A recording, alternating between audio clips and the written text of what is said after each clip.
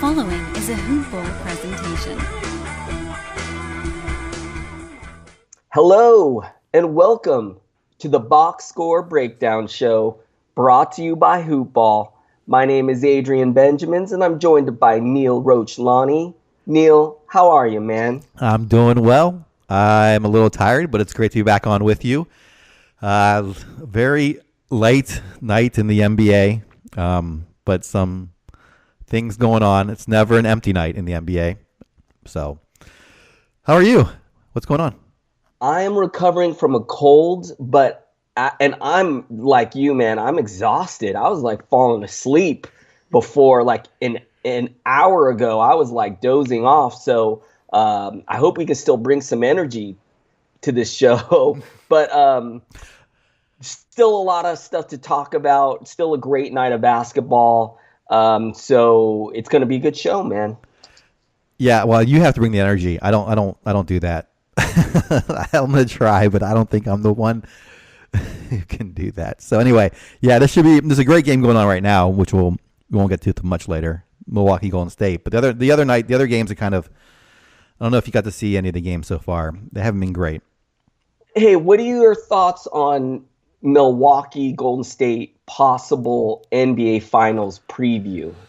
What do you think about that? Yeah, I mean, Golden State for sure, I think will be there. Milwaukee, I think they can compete with Boston perhaps, but Toronto, I just think is a juggernaut right now. I picked Toronto last year going into the playoffs to make it out of the East, and I really like what they're doing this year. So it's possible. But I think they might not even make the Eastern Conference Finals. It's going to be tough to even get there for them. What if I told you that the Milwaukee Bucks and the Golden State Warriors were the top two three-point shooting teams in the league? The Bucks number 1 and the Warriors number 2. Yeah. So I'm expecting, this game, I'm looking at it right now. I believe it's in the second. Mm-hmm. I'm expecting a lot of three-point shots. Yeah, I think it's going to be a high-scoring affair, and it's a tight game right now as we're watching it. 30. Both teams they scored 61 in the first quarter, so yeah, it's going to be a high-scoring game. What if I told you we're going to get into games in more detail, so I don't want to ruin it, but saw a Twitter post by The Ringer that says Tatum, Hayward, and Horford have combined for 10 points, while TJ Warren has 23 points. What is going on right now with the Celtics, Neil? This is crazy. I know. The second half, they're coming. The game still hasn't ended yet out there, and they're just not. They're competing now. There's still a couple minutes left in the fourth quarter, and they're down by 5 points. But they were getting smoked earlier. At one point, they were down by 20 something. They were down 32-13 after the first quarter. I can't explain it. Maybe this tiredness from the road trip. But obviously they're a much better team than Phoenix. And TJ Warren, who I thought might be relegated to the bench, just I was looking up his player rater earlier, and he's 134 on the season, but over the last week he was 341 because he is not playing any, and now he's looking like the TJ Warren of yesteryear, or at least last year. Neil, he got the start tonight over Ryan Anderson. Ryan Anderson moved to the bench. TJ Warren got the start. He's mostly owned in pretty much the vast majority of leagues, but definitely worth an ad. And we're just completely out of whack right now, man. We're like we haven't even gotten in the first game of the night. We're already diving into the second game of the night. But Neil, I want to ask you real quick. Mm-hmm. Was announced earlier today that George Hill was going to miss 2 weeks due to a shoulder injury. What are your thoughts on the injury? You and I have already talked numerous times about how we think Colin Sexton is going to emerge this season as the point guard you want to own in that backcourt. This may speed up that timeline a lot faster than you and I thought. We thought maybe sometime later in the season he'll be the guy. Mm-hmm. What do you think, man? I mean, he pretty much has been picked up in a lot of standard leagues. There's probably some shallow 10-team leagues. Do you think he's even worth an ad there? What do you think, man? Yeah, I mean, I think he is worth an ad. I mean, the one he got the start last time, and one thing that disappointed me was only the one assist from your point guard. His deficiency tends to be in his three-pointers. He doesn't take many three-pointers. He did go 1 for 2 last game, but he's not known as a three-point scorer. So if you need that stat category out of a point guard, may not help. But yes, I believe that he will be a fantasy-worthy starter. What I mean by that is 100 or better if he's getting the starters' minutes. And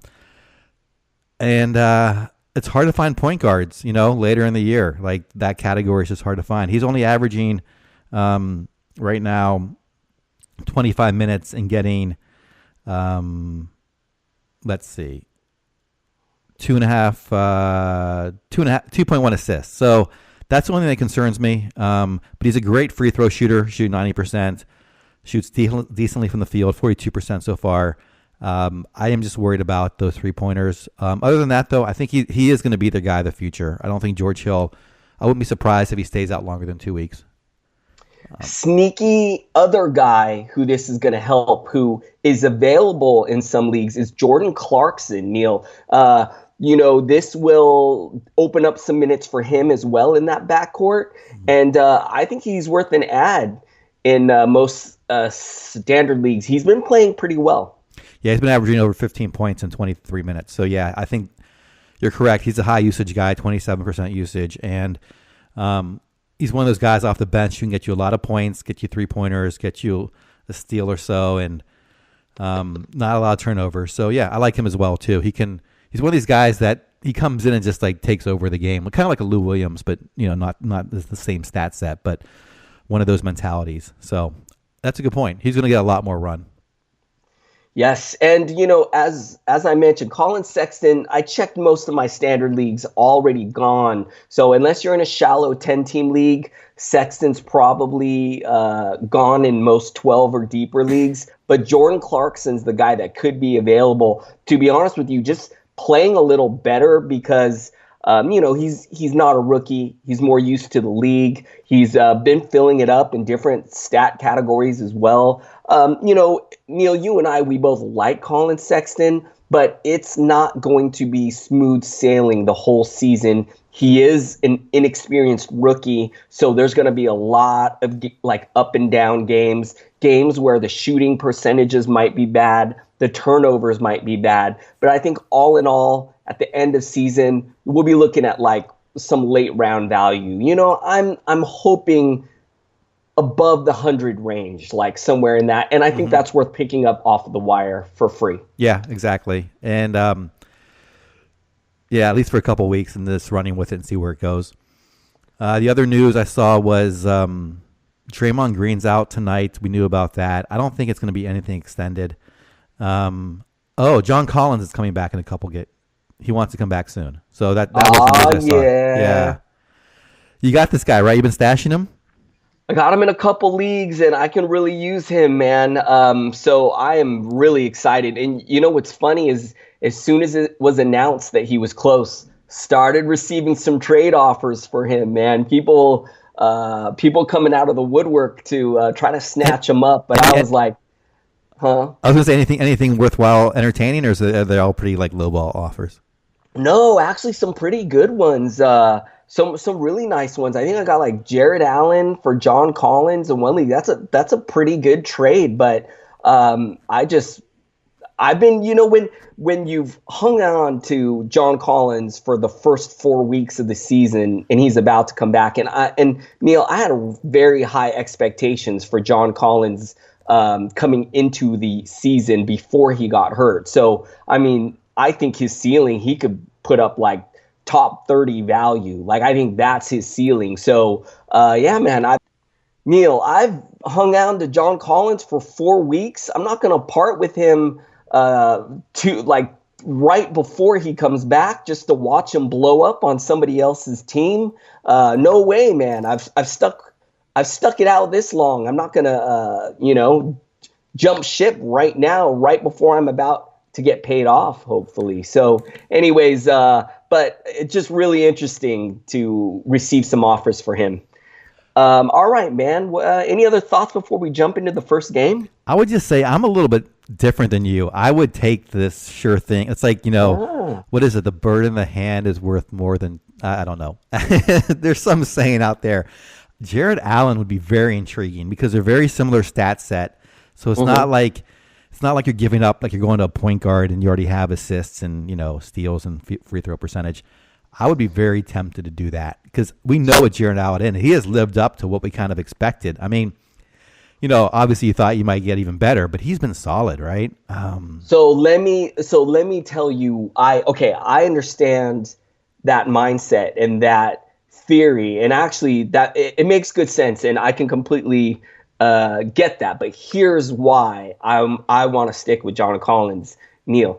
Jared Allen has shown this season that he's not the alpha, that he's not the lead go-getter on his team. He's scoring like in the 10 range. His shots, it's Karis LeVert, it's D'Angelo Russell. They're getting the bulks of the shot. I think John Collins is going to be the number one alpha on this Atlanta Hawks team. Trae Young has kind of stepped into that role, and there's a good chance that Trae Young is going to challenge him. But man, Neil, I think we're going to see some like 30-point nights from John Collins. I don't think we're going to get that from Jared Allen at all. Now, Jared Allen does rebound very nice. The blocks are there. I love how he doesn't hurt you from the line. He shoots it well, and that is very valuable to get from a big. But I'm just expecting big things from John Collins, man. I think John Collins can be this just alpha dog killer. And so that's why I kind of want to lean John Collins over Jared Allen. But I do understand your mindset on just getting the for sure thing here. And then the second thing is, John Collins doesn't really have a history of injury. This injury he had, it didn't sound like anything major. In fact, I felt like it was pretty precautionary that they decided to hold him out, do this procedure on his ankle because he was feeling pain. So, I don't think it's something that it's going to linger throughout the season. I think he's just going to move on and hopefully beast. Yeah, I mean, you're right. I was looking up Jared Allen's stat set. He's in the 70s, 80s, depending on doing 8 or 9 cats. And so it's not a great year. I mean, I thought he was more in the 60s. I don't know why I was off on that. But Collins certainly should surpass that. It's just how much do you discount for injury risk and team fit with Trae Young, wanting to be the guy there. We'll see. I think you're probably right. I think John Collins will outperform Jared Allen. It's just I tend to worry about risk maybe a little more than I should. All right, man. Shall we move on to the first? Yeah, let's go into some. Let's talk about games. All right, first game I got up. Actually, why don't you lead? I led last night. Yeah, sure. So tonight in OKC, they knock off Houston 98-80. I did not expect such a low-scoring output from the Rockets. They've been so disappointing this year. I thought with Harden, Paul, I read some stat last year where when Harden, Paul, and Capella were on the court, they won something like ridiculously high percentage of games. And I thought that might come out tonight with Westbrook on the bench. It did not. Oklahoma City crushes them 98-80. I'll start with the Houston side, though. Harden had 19 points, 8 rebounds, 5 assists. Only 1 of 3 from the line, and just 4 of 12 from three-pointers, 3 steals and a block. Paul, a disappointing night, 10 points, 2 rebounds, 5 assists. But he did have 6 steals. Capella, 17-7 with 3 assists and a block and a steal. PJ Tucker, this is someone I wanted to ask you about once I get through here. So start to think about this guy. Tonight he had 13 points, 3 rebounds, 2 assists, 2 from the line, 3 three-pointers. James Ennis in 24 minutes, just 6 points, 3 rebounds, and assist. Gordon was out tonight. Carmelo Anthony off the bench, played 20 minutes, didn't really do much fantasy-wise. Same with Gerald Green. Same with Gary Clark, who I'm still learning about. All right, so my take or my question to you is I have not picked up PJ Tucker. Over the last, I think, week, he's been pretty strong. And over the course of the year, I think he's like right around 50, or it depends on 8 or 9 cat. But I think in 8 cat, he's around 80, and in 9 cat, he's much higher because he doesn't turn the ball over. Are you picking him up? I've kind of stayed away from him. I don't know why, but I just feel like he's going to fall off sooner than later. What are your thoughts on him? So currently right now, Neil, PJ Tucker is player 52 in 9 category leagues. 5th round value is pretty good, man, for a guy who's getting picked up off of the wire, undrafted in fantasy leagues. And Neil, I do like PJ Tucker if you're playing in a deeper roto league, like maybe anything 12-team or deeper roto league. In head-to-head league, I'm not as excited about him because, Neil, he reminds me a lot of Garrett Temple, as in his usage is so low. Tonight, the 13 points, he was 4 of 6 from the field. That's really nice. But, Neil, there are some nights where he'll give you 2 points, or because literally he's taking like 4 shots, or tonight he took 6 shots, made 4 of them. Let's say he only makes 2 of them tonight. And then, tonight was a little strange as well because didn't provide a defensive stat, no steal or blocks. I think most nights he is going to help you in steals. And what I do like about him, he can provide some threes. Not known as an efficient, high-volume three-point shooter, but look at tonight, Neil. 3 threes tonight, perfect 2 of 2 from the line. So this guy is useful in a roto-style league. I know Dan Bestris is actually pretty high on him. So, yeah, I would say go pick this guy up. And the other thing I love about him, Neil, the minutes are safe, man. This team, they desperately need his defense. They are hurting from the loss of Ariza. And this team is just out of whack, right, Neil? I mean, they just don't look like the same juggernaut that they were last year. It is really odd. It's really depressing. Not depressing is probably the wrong word. It's really disappointing. I guess the reason I'm kind of avoiding him is Gordon's out tonight. Anthony loves to shoot the ball. Paul and Harden are both now playing. Capella gets a lot of touches. Tucker's usage is under 10%. I just can see, you're right, though. They need his defense. So he's probably going to play 30 minutes regardless. I could see him, like, because of his usage being so low, just really falling back into the hundreds, over 100 in about a month from now. But I could be wrong. So I'm not really going out to get him, but I think if you do need someone that provides those stats, he might be out there.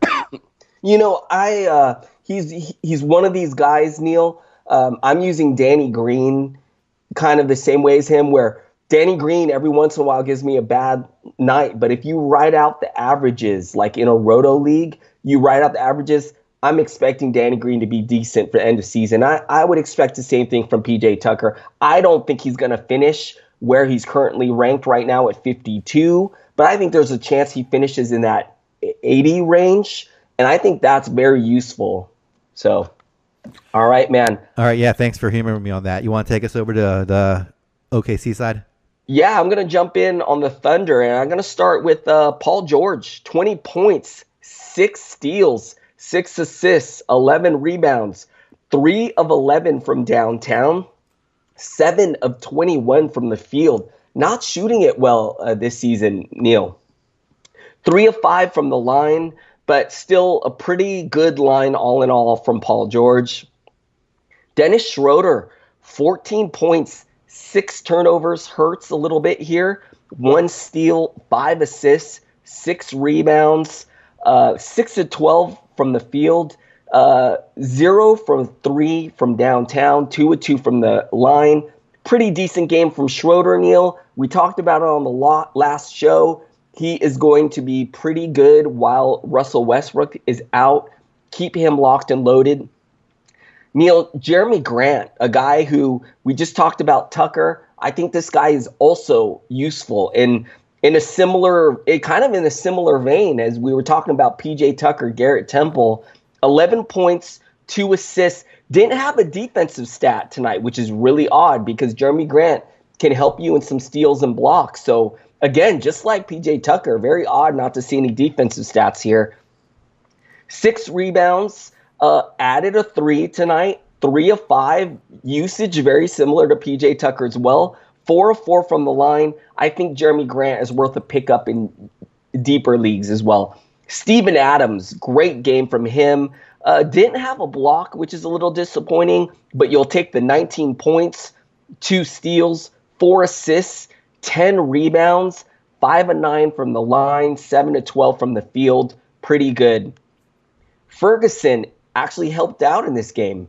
14 points, had a steal, a block, 4 rebounds, 4 threes tonight from Ferguson, was 5 of 10 from the field. Pretty good game from him.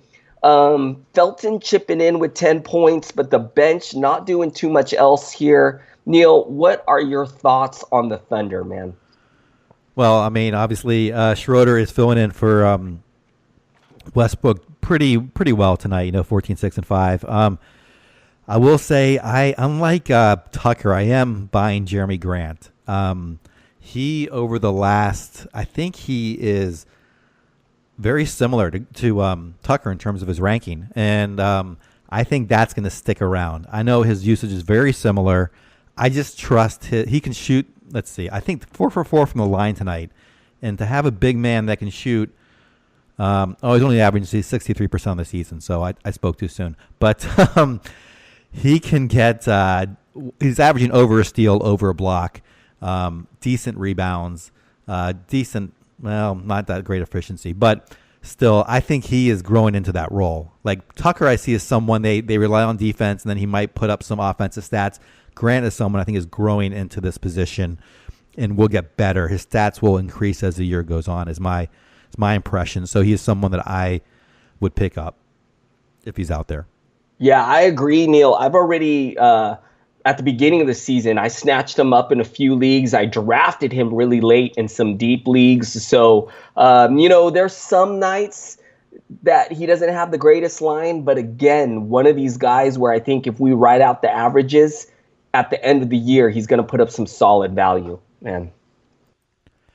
All right, the second game has now concluded. Boston with the comeback on the road. They knock off Phoenix 116-109. I'll start off with the Boston side. Kyrie Irving played 43 minutes, 39 points, 8 rebounds, 6 assists, 28 shots, made 13 of them. All of his free throws, 7 of 7, 6 3-pointers, 3 steals, 1 block. Adrian, I was going to tell you, since he's now become my favorite guy I talk about on this box score breakdown, he was number 2 in this past week in 8-cat, and this stat line might make him the number 1 player of the last week. Anyway, other players, Jaylen Brown had a solid night, 17 points, 6 rebounds, 1 assist, 1 3-pointer. Jason Tatum played 30 minutes, 4 points, 8 rebounds, 2 assists, only took 7 shots, just made 1 of them, and a steal. Gordon Hayward, someone who has not really found his legs yet, just played 25 minutes, 8 points, 4 rebounds, 2 assists, 2 3-pointers, no defensive stats. And a quiet night from Al Horford, 7 points, 6 rebounds, 3 assists, but he did have 4 blocks and a 3-pointer. Off the bench, Marcus Morris, 17 points, 7 rebounds, 3 assists, and 2 3-pointers. And then Marcus Smart, 7, 4, and 2. 4, 6 from the line, a 3-pointer, and 2 steals. And then Terry Rozier got 21 minutes, 10, 6, and 1. Baines, Ojale, and Yabusele, I'm pronouncing that wrong, had some time on the court as well. My takeaway from this, or what I'm kind of looking at is, when does Hayward turn around? Is he someone I target and try to buy low on? He's outside the top 150 right now, and not looking like he's going to get there anytime soon. I don't know if a Hayward owner would want to sell low on him, though. So he's someone I think is going to finish in the top 100. I don't think he's going to finish in the top 50 or even top 70 maybe, but I think he's going to finish somewhere between like 75 and 100 is my prediction. So I might try to target him. Kyrie is going to end up back in the second round pretty soon, value. These other guys, we've talked about, are just not performing that well. Horford in the 60s, Morris in the 70s, Tatum in the 80s right now. So those are all 8-cat numbers, by the way. What are your thoughts on Boston? Man, Boston has been a roller coaster for me, Neil. I avoided most everyone on this team. Kyrie was the only guy that I would have drafted, but I didn't get him in any leagues. Then at the beginning of the season, Tatum had a huge game, and I thought to myself, I'm an idiot, man. Why wasn't I higher on Tatum? And now I'm happy that I avoided all these Celtics, Neil. And tonight is exactly why. 4 points in 30 minutes from Tatum. I'm not buying Gordon Hayward at all. I'm not trying to make a move on him, even though you can probably buy him pretty low. I'm concerned about Hayward, man. I'm worried that he's going to be limited for most of the year. I think he could continue to get rested if he feels any soreness or anything like that in his leg. We talk about it so much, Neil. All the mouths to feed on this team. It's just if he's not feeling like the old Utah Jazz explosive Gordon Hayward, he's going to suffer having to compete with these young kids like Jaylen Brown and Jason Tatum and Marcus Morris and Terry Rozier. Man, Neil, this team is so deep. And I'm telling you, man, I don't want to have I'm patting myself on the back that I avoided this team. It's a headache that I don't want to deal with. Don't get me wrong. I still think Tatum is going to be pretty decent. I think Horford is going to be pretty good, but I just don't want to deal with nights like this, man. Yeah, I agree with you. I don't think they're all going to underperform their draft position. I don't know. Maybe I'm just hearkening back to yesteryear with Hayward. He's just, he's shooting only 40% from the field and 66% from the line. I just think those have to go up.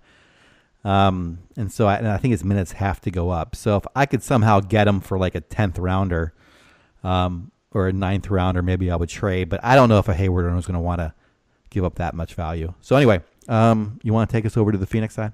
Yeah, let's take a look at the Suns. And Neil, first off, I want to say I am shocked that the Celtics pulled off the victory here. They were getting spanked when I was watching this game. I think they were down by like 20, and it was not looking good at all. So kudos to them for coming back and winning this game, man. But let me check into the Suns.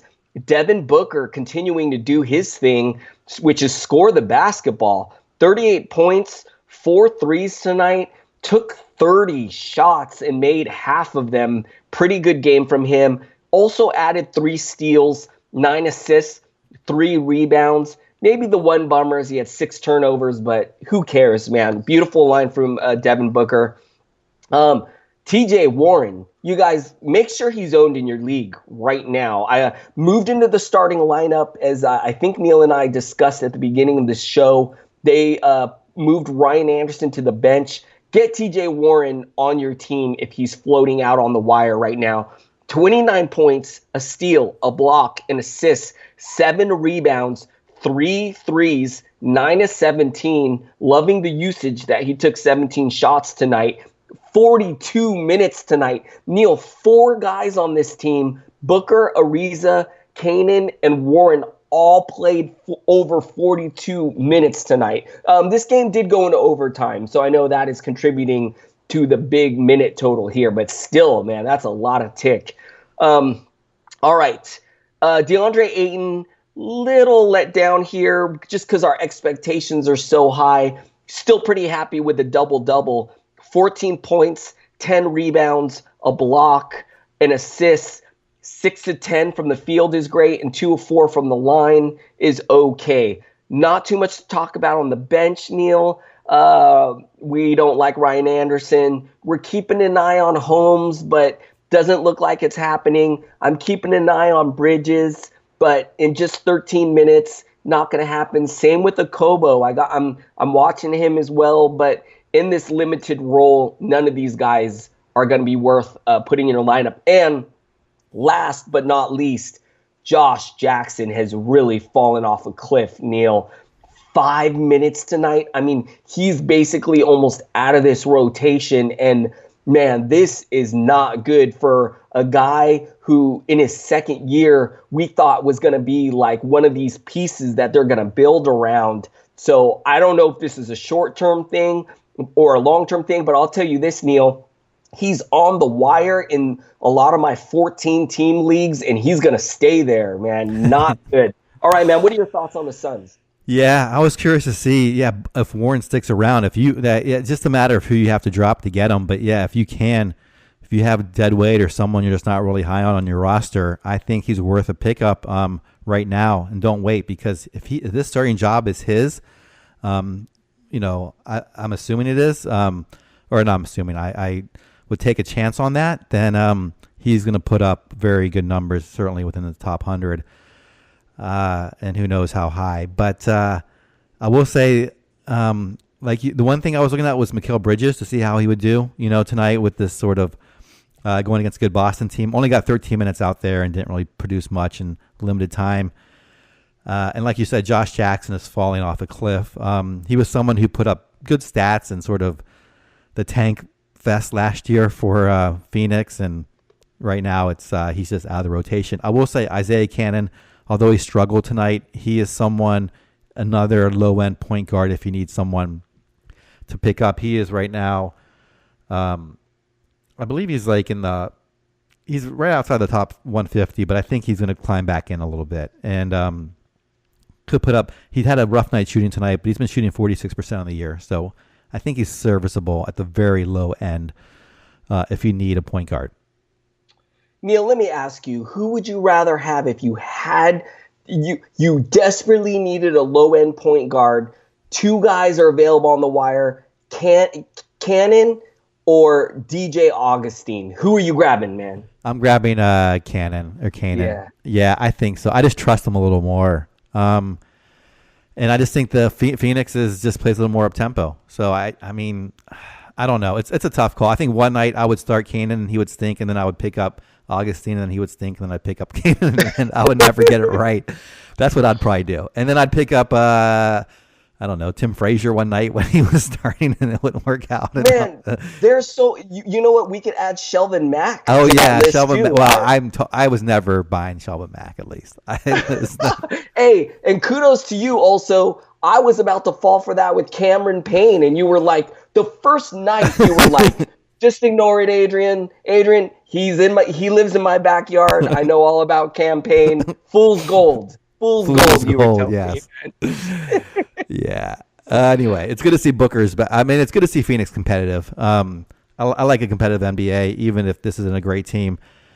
Ayton looks like the real deal, as a real good NBA player. Booker is certainly in that category. Ariza. Oh, I wanted to mention Ariza. He started off slow this year, but he is now back in the top 100 and looking very good. So I thought he might fall off a cliff this year, going to a new environment. Who knew what his role was going to be, how happy he would be on going from a winning team to a losing team, but he's playing just fine.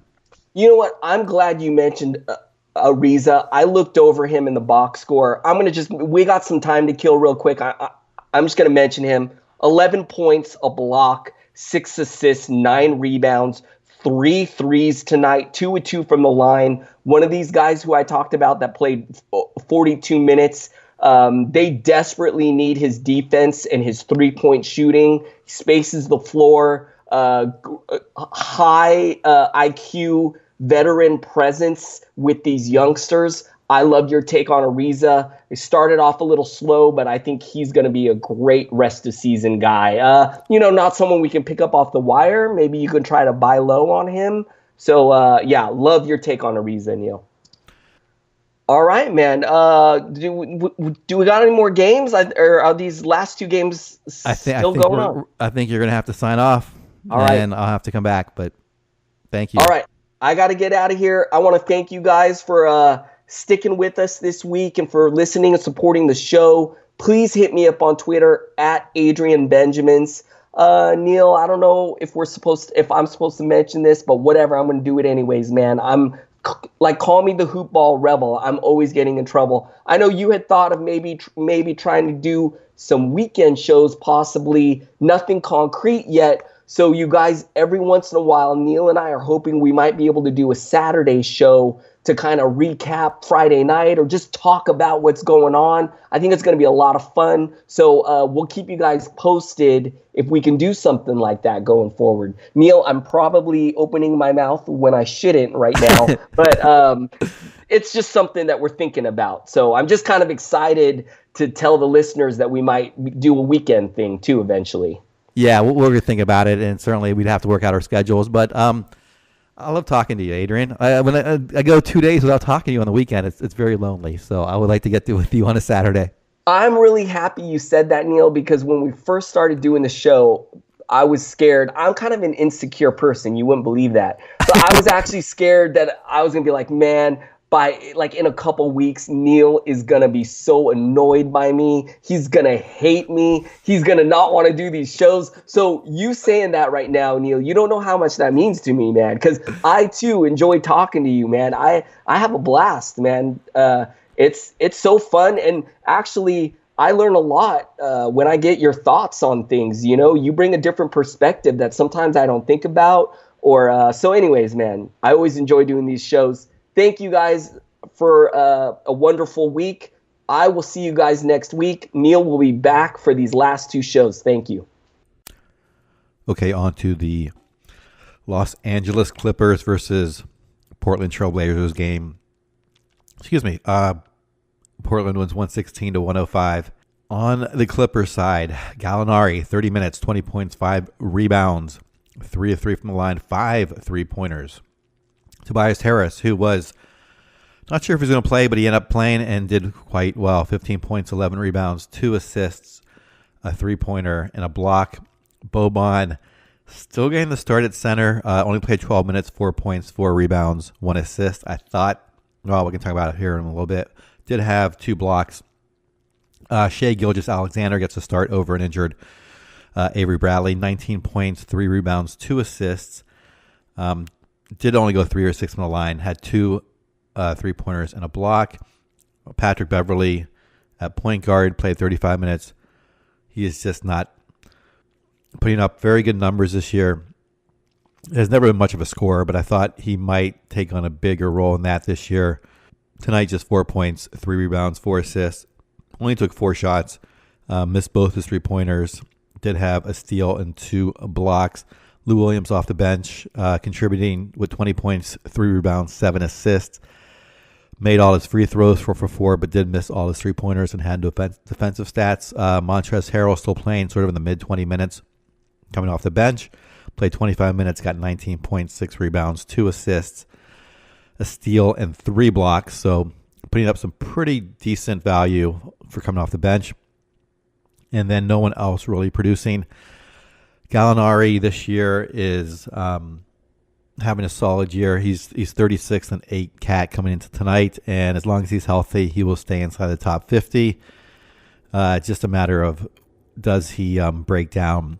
Tobias Harris, likewise, I think he's at the 39th position coming into tonight, and is holding steady there. Boban, someone I thought might be worth taking a shot on, because I thought his minutes might go up to like the 20-minute range, and that's really all he needs. Low 20s, and he's very fantasy viable. Not getting there just yet. Shai Gilgeous-Alexander, I think you have to wait and see. He is still outside the top 150, just outside of an 8 cat, and until he gets these types of minutes, he probably won't be able to crack that, although he looked really good tonight, if you got to see him play. And then Patrick Beverley, just kind of not really producing this year. It's unfortunate. I thought this might be a solid year for him, just 14% usage. He's shooting only 30% from the field, 69% from the free throw line, just 6 points a game. This is giving you 4 assists, and that's about the only good number. 4.7 rebounds, 0.7 steals, and 0.2 blocks. So certainly someone who I don't think is ownable or rosterable in anything more than deeper leagues. Montrezl Harrell, 76th year-to-date in 8 cat and in the 60s more recently. This number will help him again. 8 of 9 from the free throw line does hurt you a little bit at the free throw line. 3 of 5 tonight. He is averaging. He started off pretty strong free throw wise, but he's coming back to more his normal average. 69% right now, and I think it's going to finish somewhere around 65 to 70% range. Maybe drop a little bit below that, but that's, I think, what you can expect from him from the free throw line on about 3 or 4 shots a game. So we can move on to Portland. Jake Layman still starting. but I'll start with their leader, Damian Lillard, 28, 5 points, 4 rebounds, 4 assists. Took 25 shots, made 11 of them, including 3 3-pointers, a steal and a block. CJ McCollum, nice to see him bouncing back a little more after his very just difficult start tonight. 23.7 rebounds, 2 assists, 5 for 5 at the free throw line, 2 3-pointers. Yusuf Nurkic, he did foul out, played 23 minutes, 16 points, 9 rebounds, 1 assist, made all his free throws 8 for 8. That is so great to see if you own him in 3 blocks. Let's go to Al-Farouq Aminu, played 26 minutes, 11 points, 8 rebounds, 3 for 3 from the line, a steal and a block. The aforementioned Jake Layman didn't put up any points, just had 3 rebounds and not much else. Off the bench, Evan Turner, who had a really good game last night, kind of came back to what we expected. Did have 7 assists, though. 7 points, a rebound, and a steal and a block. Zach Collins looking like someone who may get there eventually. He's right now, I have him at like about 110 and 8 cat, and I think this is going to get just a little bit better as the season goes on. Got to play 27 minutes, partly because of Nurkic's foul trouble.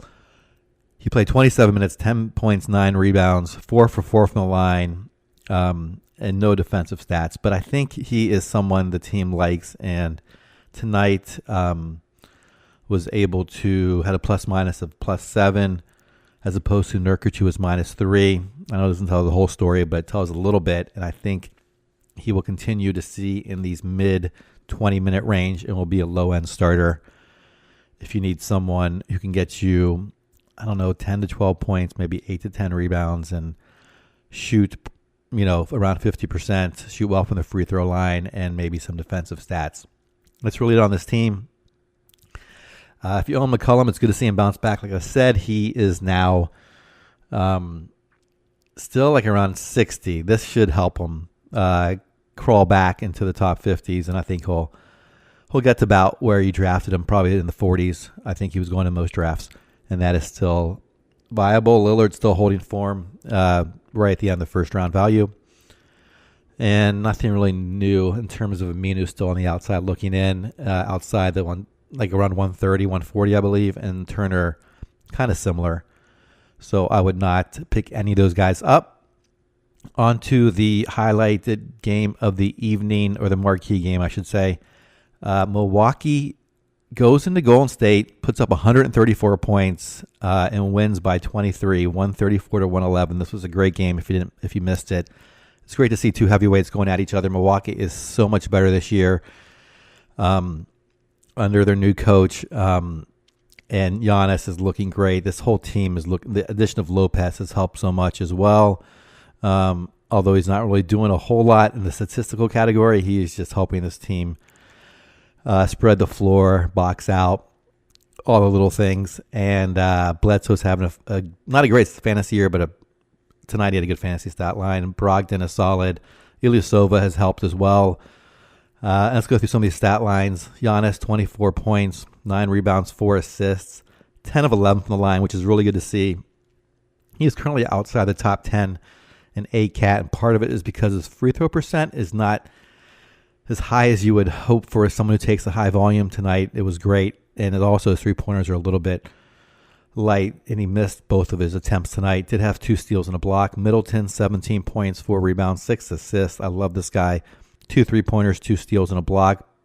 Brook Lopez in 22 minutes had 2 points, 3 rebounds, 2 assists, a steal and a block. Bledsoe, 26 points tonight. He has not had a great year fantasy-wise, as I mentioned, but at 65, I had ranked him in the mid-30s coming into the year in ACAT.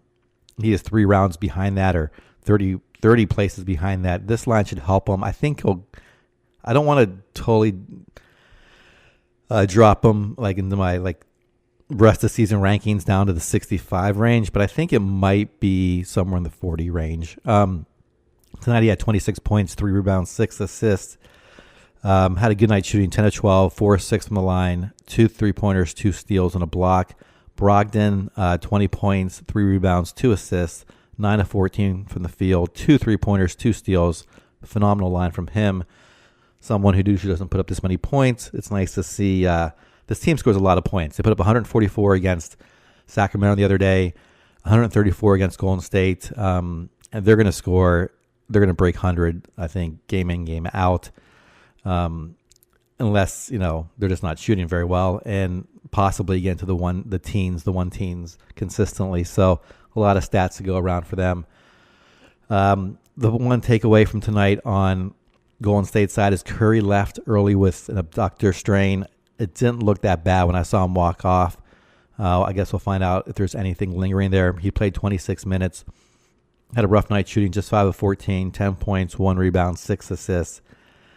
Missed all of his 4 3-point attempts, had a single steal. The leader tonight was Klay Thompson with 24 points, 3 rebounds, 3 assists on 9 of 15 shooting, 2 3-pointers, a steal, and a block. Kevin Durant, a good night, but for him, kind of a pedestrian night. 17 points, 5 rebounds, 9 assists, a 3-pointer, a steal, and a block. Jordan Bell gets a start, trying to slow down Giannis. He played 22 minutes, 4 points, 5 rebounds, 3 assists, and a block. Just took 4 shots. Kevon Looney played 21 minutes off the bench. Damian Jones got the start as well. Jordan Bell got the start for an injured Draymond Green, who will be out. Who was out tonight, and May. I'm not sure what his status is for next game. I think he's day-to-day, so hopefully it won't be too bad for him. Damian Jones started at center. Kevon Looney played 21 minutes. Alfonso McKinney played 20 minutes. Quinn Cook got 19. Jerebko 16. Iguodala 16. Just a kind of a defeating game to watch, or a deflating game to watch if you're a Golden State fan. They did not look that good out there tonight, and Milwaukee just took it to them. I think it's just one of those games. This team, I thought they might come in this year with they've kind of had an edge to them, despite being 2-time defending champions and have so much talent. They really don't need to try every night. Some of the games I've seen, they looked really just crisp and sharp tonight. For whatever reason, it did not seem like they had it. Maybe it was Draymond being out. He adds so much to that team defensively and is sort of like the spark plug in terms of their energy. But for whatever reason, Milwaukee took it to him. So you can't really read too much into these lines. Jordan Bell, unfortunately, someone who did not become a fantasy darling, despite being drafted by many people in the last rounds of their draft. Damian Jones, I don't think I mentioned his scoring line. 12 points, 4 rebounds, 1 assist. He did go 6 of 7 from the field. No steals, no blocks. Someone I don't trust as well, and is I don't even have him written down. I'm sure he's way outside the top 150. This team, Curry, though, is currently number 1 in fantasy year to date. Durant is 3. These numbers might hurt them. A healthy Anthony Davis, I believe, is number 1 in fantasy. But it's good to see these guys producing that value if you drafted them. Klay Thompson, Draymond Green have been a little disappointing. Green's at 40 coming tonight, and Thompson at 66. This should help him a little bit. He's a little bit, though, bland on the fantasy stat set, so someone I stayed away from. And that's about it. There's no one really here to watch on Golden State. We'll have to see when and Cousins makes his debut as a Golden State Warrior and how that affects some of this usage and scoring. But right now, I think you can certainly count on Durant and Curry to remain in the top 5 for the foreseeable future. Hopefully, Curry is going to be back next game as well. And with that, I'm going to sign off. Please follow me on Twitter at BallWithNeil, BallWithnEil. Ask me any questions you have or any comments. And we will be back. Adrian mentioned earlier we might do a show on the weekends. That has not been finalized. So it won't happen this weekend, but we're thinking about starting something perhaps in the near future. So we'll let you know, and talk to you later.